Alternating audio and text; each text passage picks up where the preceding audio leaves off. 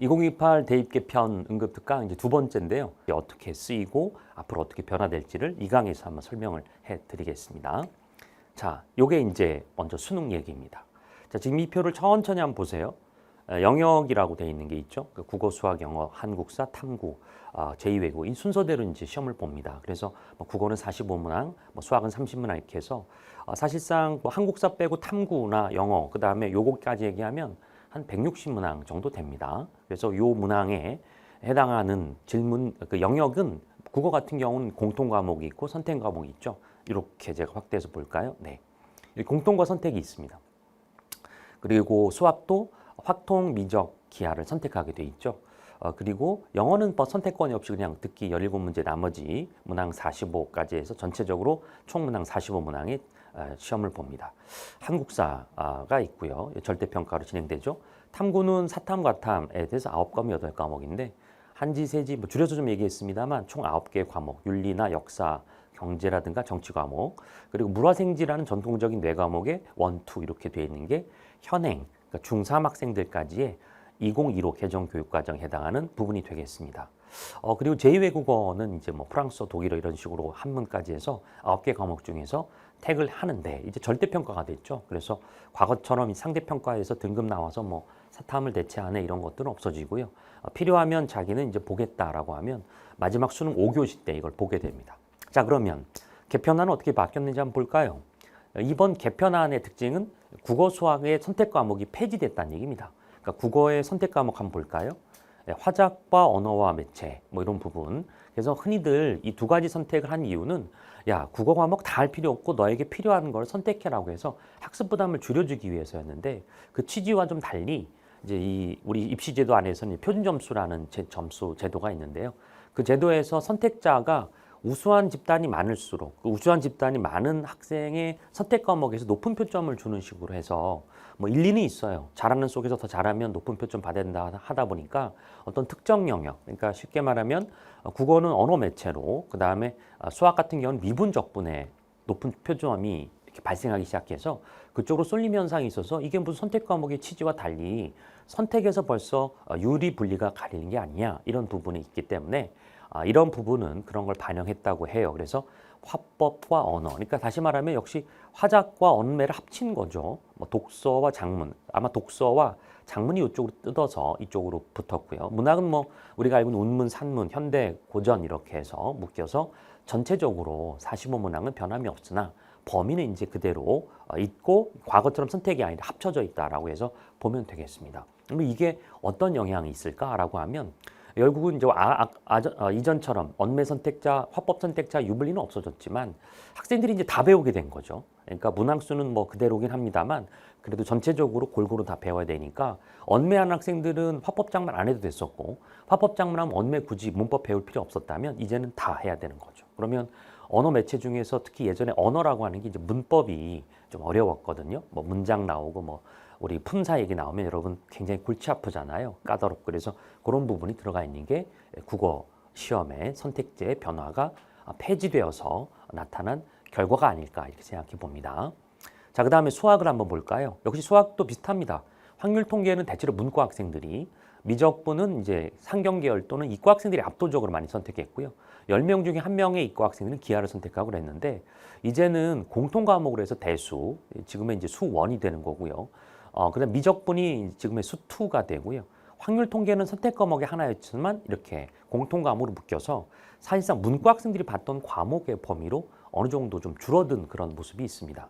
물론 난이도를 위해서 시험을 어렵게 낸다 이런 건 얘기는 할 수는 있습니다만 그래도 범위상으로 보면 과거에 학생들의 시험 범위에서 특히 자연계 학생들 같은 경우는 현저히 줄어든 걸 알 수가 있고요. 자연계 학생들은 그래서 확률 통계를 뭐 내신 따겠다.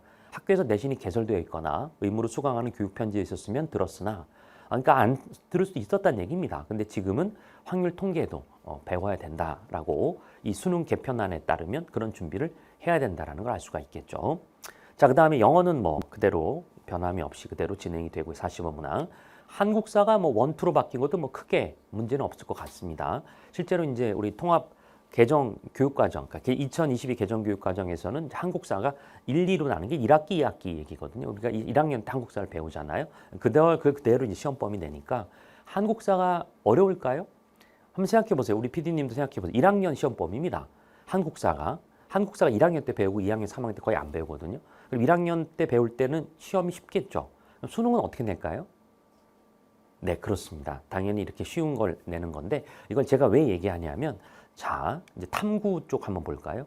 이렇게 17개의 과목을 배우던 것이 그러니까 고2, 고3이었다면 사실 사회와 과학 과목의 범위가 공통 범위, 통합사회 1, 2학기, 통합과학 1, 2학기여서요. 문이과 모두 사회 과목과 과학 과목을 다 배워야 되는데 이게 1학년 범위가 됩니다. 그럼 PD님도 한번 상식적으로 한번 생각해 보십시오. 그러면 탐구에 있어서는 1학년 때 배웠던 내용을 다시 수능 볼 때 또 낸다는 얘기입니다. 난이도가 과거 비해서 그렇습니다. 우리 PD님 이렇게 내려간더라 이런 겁니다. 아주 오늘 호흡이 좋습니다. 그래서 실제로 여러분에게 있어서 이제 고1 때 배우는 통합사회, 통합과학은 아주 꼼꼼하게 배워서 수능 대비를 하도록 하는 게 좋을 것 같고요. 앞서 제가 이제 중3 학부모님들 재수 할 수도 있는데 어떻게 되냐 하는데 과거에는 뭐 자격고사 된다라고 해 절대평가 다 돼서 수능이 무용지물 된다. 이건 아니니까 그건 걱정하지 않으셔도 되지만 국어나 수학에서 범위가 조금 어때요? 수학은 조금 줄어들었죠.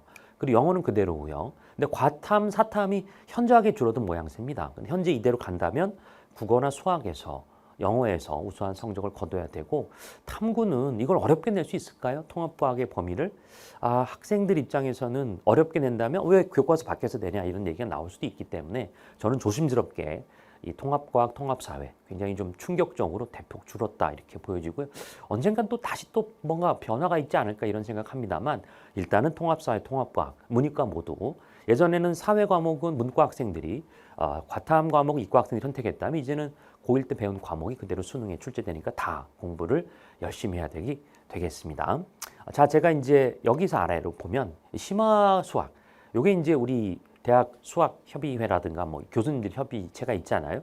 거기에서 좀 많이 걱정하는 게 이과에서 가장 중요한 건 미적분이라든가 기하인데 이거를 지금 수능 과목에서 제외했다라는 것들이 좀 반발이 있을 수 있지 않을까 싶습니다.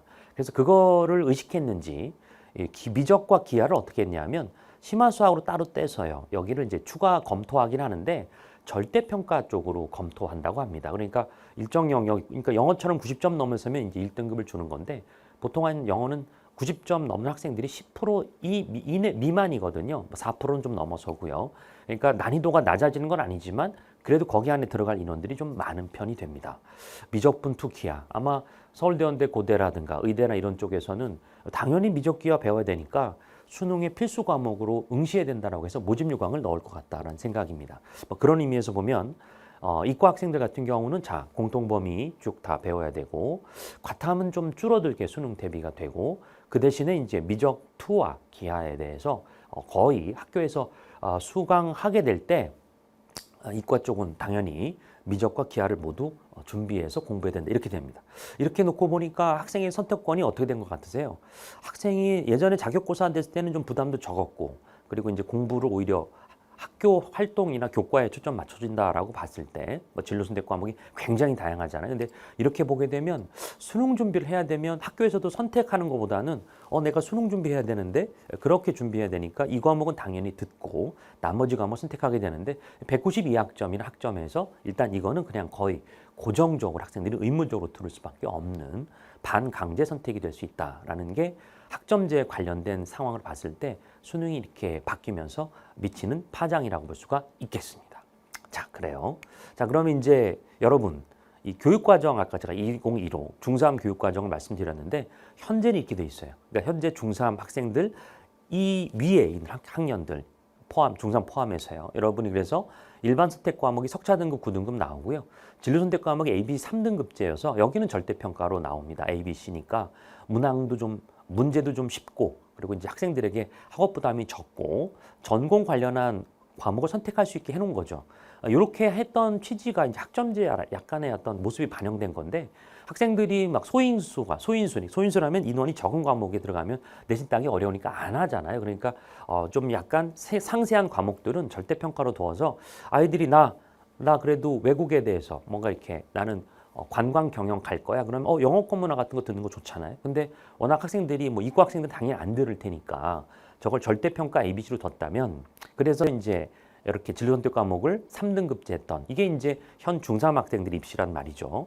그리고 이쪽이 이제 보시면 2027 수능까지 바로 지금 요 과목들이 석차 등급도 나오고 그리고 보시면 익숙하죠? 아, 이게 수능 영역이구나. 네, 맞습니다. 그래서 학생들이 거의 고2, 고3에 수능 영역을 배우게 되어서 자연스럽게 이제 이어서 수능까지 가는 과정이 현 2015 교육과정이라고 보시면 됩니다.